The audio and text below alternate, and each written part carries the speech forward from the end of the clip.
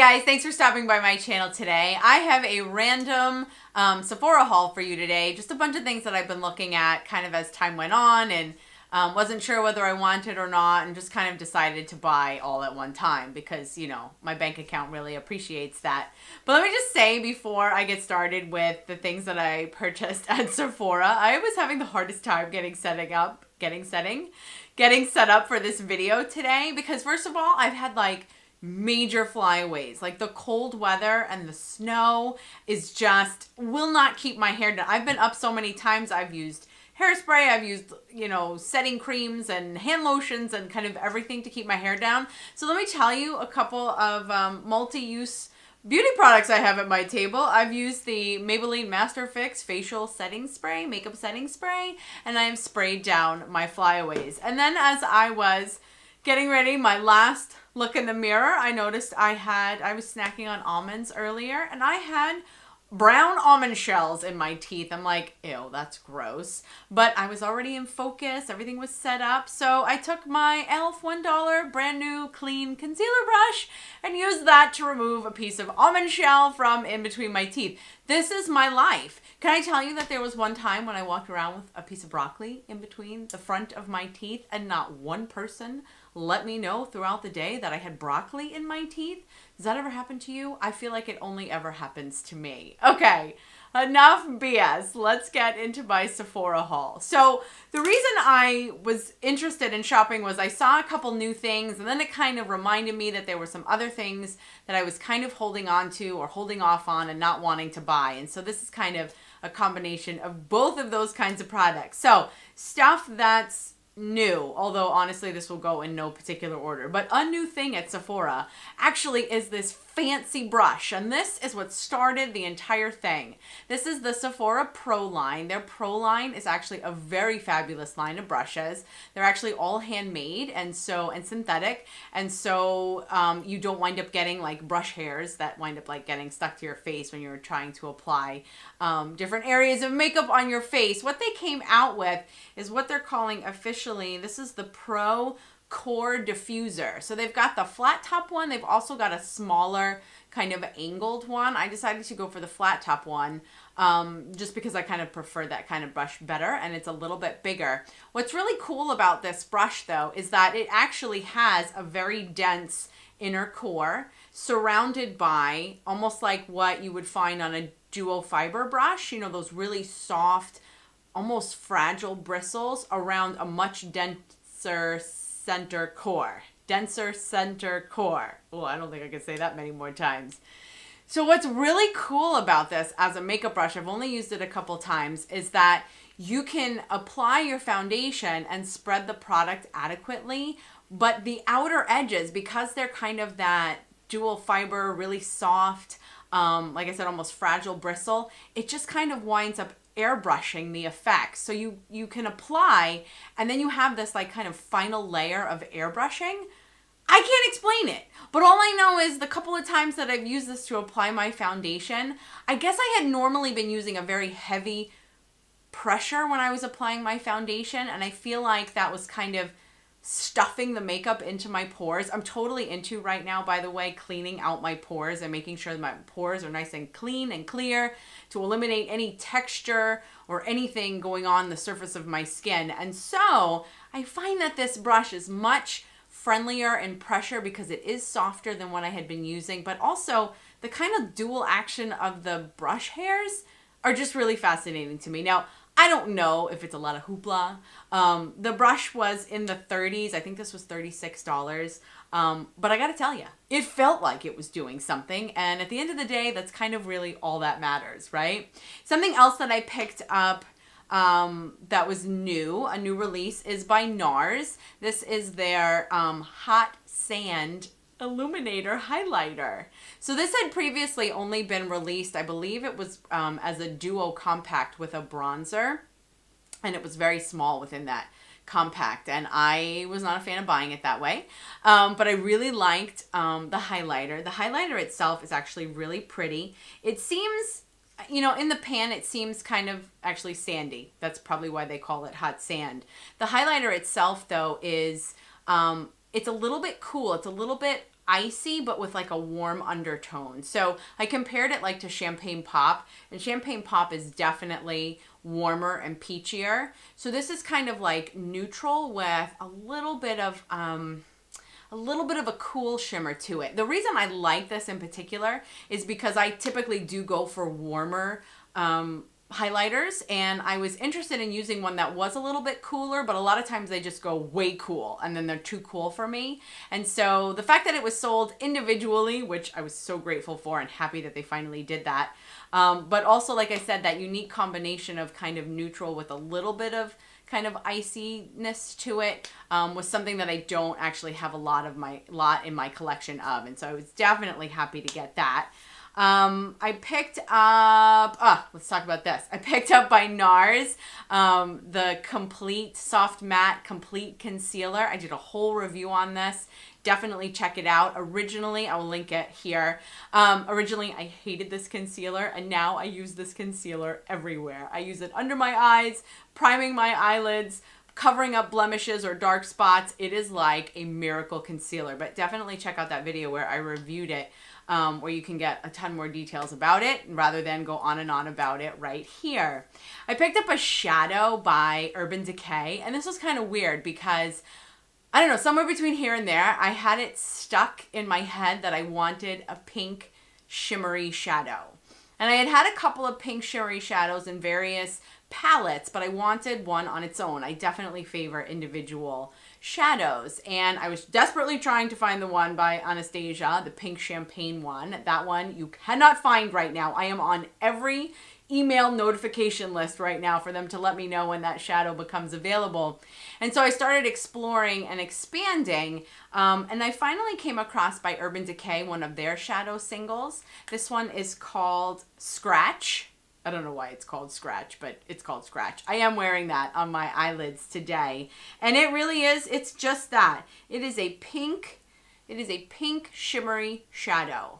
Not too pink, like bubblegum pink, but definitely has some pink to it. So the equivalent of like a beigey peach champagne, this is like the pink alternative to it.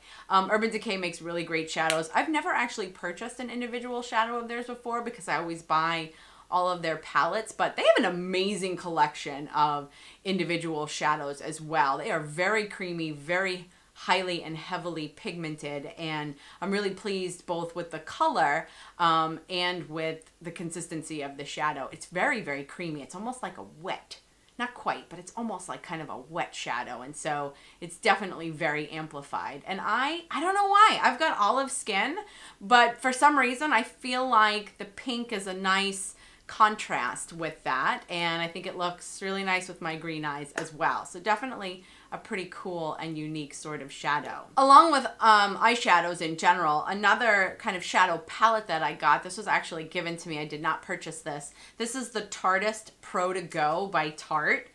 This is a little gem. I was really not, it wasn't even on my radar, actually. You can find this at Sephora. I'm going to stop flashing you now. You can find this at Sephora in their Beauty on the Fly section, which is that, like, it's the equivalent of the candy section in the grocery store aisle as you're going to the checkout. That's what they call Beauty on the Fly, which is where they have all of their smaller, either travel or trial size options. So this little compact by Tarte is phenomenal. It's got some match. It's got a good crease shade. Got a good crease shade right here called Crisp.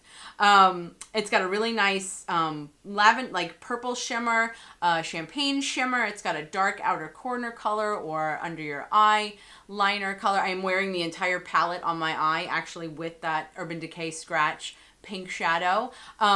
They're really pigmented and really easy to blend, and when you try to blend them, they actually don't disappear on you, which is always so frustrating to me. I hate when I go to blend out a shadow and like the shadow then disappears. I'm like, I just wanted you to blend in a little bit. I didn't want you to go away. And so this is like a complete little shadow palette.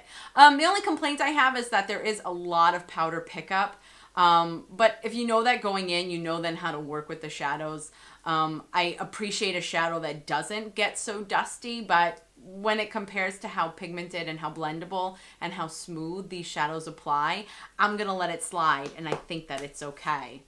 For some reason, I wound up getting a ton of products by well, not a ton, but more than one product by Too Faced. I got this a little while ago. This wasn't in this haul. This was by Too Faced. This is their Papa Don't Peach palette, but I did just want to mention it. I was planning on doing an entire video on it and then ultimately decided not to, just because I realized there wasn't a ton to say about it. It's a really pretty, smells like peach blush. It definitely has like a shimmer to it, almost like an iridescent shimmer to it.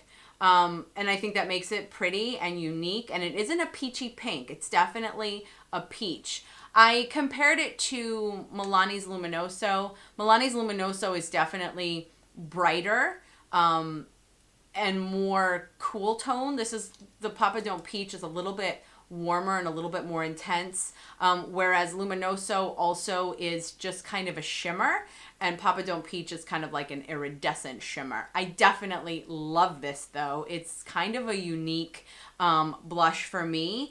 I typically favor matte blushes, but I really appreciate the iridescence of Papa Don't Peach, because it isn't just as if you applied highlighter to your blush. It's kind of a deeper sort of sheen, and I don't, like I said, I don't necessarily like to glow so much, but this will add just kind of a nice on your cheekbones glow, and I will definitely be using it a lot more this summer. Not that you can't use it now, but I will definitely be using it a lot more this summer. I also picked up the small, again in the Beauty on the Fly section of Sephora, I picked up by Too Faced the Hangover RX primer. So this was intriguing to me, especially nowadays, because like I was saying, my hair is dry, my skin is dry. So usually I go for mattifying or let's say neutral primers. So this one is a bit more of a hydrating primer. I was intrigued because it has coconut water in it. And coconut water is supposed to be really good for your skin. And actually, I hear, if I remember correctly, that Marc Jacobs makes a primer that is based in coconut water. I'm almost positive it's Marc Jacobs. And so I'm going to get a sample of that Marc Jacobs one, and I'm going to try it. I'm going to see how it compares to this one. The Marc Jacobs one is very expensive. But I like the idea of coconut water. I like the idea of some level of hydration in my primer, most especially when my skin is pretty grumpy. So I picked up some, I mentioned these before actually in my annual favorites video. I picked up some mascaras again to kind of like restock myself. By Tarte, I picked up Lights Camera Lashes. I love it. By Too Faced, I picked up the Better Than Sex mascara. Love both of those. But what was really interesting was when I was in the Too Faced section, and I'm like, okay, it was like a grab and go. I was just going to grab it and then run out. I noticed something that I hadn't been aware of, and then I started playing with it, and I was like, that is just too fun to resist. And I'm going into this saying, I don't think this would be for everybody, especially if you have small eyes, but you know, I talk all the time about how I have really big eyes. They have a mascara called Size Queen mascara. And I was like, why have I not heard of that? Well, you've probably not heard of, I've probably not heard of it because it's not very universal. Okay, but I just couldn't. It just, look at the size of this wand. This wand is huge. Look at it in comparison to my eye. Oh my gosh. Now, I've always talked about how a good volumizing mascara has the bristles on the wand that are far apart. This is like major far apart. Like, I'm not even sure they touch a lash as you're applying. I have to tell you though, I've used it after my lengthening mascara. I'll use this as my volumizing mascara, and it actually works really nicely. You have to be careful because there's a great tendency that you're going to get mascara all over the place. But if you go in it slowly, definitely not for your lower lash line. Oh my goodness. Of course, I don't think that it's for everyone, but I just thought that was really cute. You know, every once in a while, you know, sometimes you buy stuff because the packaging looks cute, and then sometimes you just buy stuff because it's just really novel. And like I said, I will actually use it. I'm not sure I'll ever repurchase it, but I will definitely be able to use up the tube because I can make it work on my eyes. Oh my gosh, how fun is that? The last thing I got, and I thought I had mentioned this before. I actually thought I had bought it before, and it turns out that I didn't. By Kat Von D, I got one of her liquid lipsticks. It's called Bow and Arrow. Now, she actually recently released a whole series of kind of nudie brown shades in addition to her normal standard line. I don't know if those are limited edition or not, but I was kind of looking at those, and then it reminded myself of the fact that I was excited about Bow and Arrow. Bow and Arrow Bow and Arrow is pretty, it's pretty popular and oftentimes sold out. It's what I'm wearing on my lips today. It's kind of like, it's a brown for sure, but it's just, it's got a hint of color to it. It's not quite, I'm looking in my other mirror now. It's almost like a brown with like a hint of like mauve in it or something, but it's definitely more on the brown side. I like her liquid lipsticks. I think they are one of the more durable liquid lipsticks that are out there. I feel like it's a hair patchy. I definitely had to do more than one layer. But I do enjoy the color, but now at the same time too, like I know there are definitely some other liquid lipsticks that are out there in similar shades, and I am going to be trying some others. I'm happy with it. I'm going to keep it. I'm not going to return it. But I was kind of reminded of the fact that sometimes Kat Von D liquid lipsticks, like I said, although they last a long time, sometimes they go on just a hair splotchy, and you kind of have to work with them. So, and I don't really remember that with some other liquid lipsticks. Actually, let me know. Are there liquid lipsticks that you find that are better than some others? Because I've got a lot of brands, and now I think I've lost track of who's good and who's not. So anyway, that concludes my Sephora haul for the moment. I'm already like onto my next list of what I'm going to get the next time. Are there any other new products out there that I missed that you think I should take a look at and maybe review for you? I'd be more than happy to do it. Please leave me a comment in the comment section down below. Please give this video a thumbs up if you liked it, and please subscribe before you go. I am on Instagram, Twitter, and Snapchat. Please check me out over there. Thanks again so much for spending your valuable time with me. I am vlogging some more. Thank you for the feedback on that. I had a really good time with that, and I appreciate so much that you enjoyed it. So stay tuned for some more vlogs. Hope you have a really good rest of the day. In the meantime,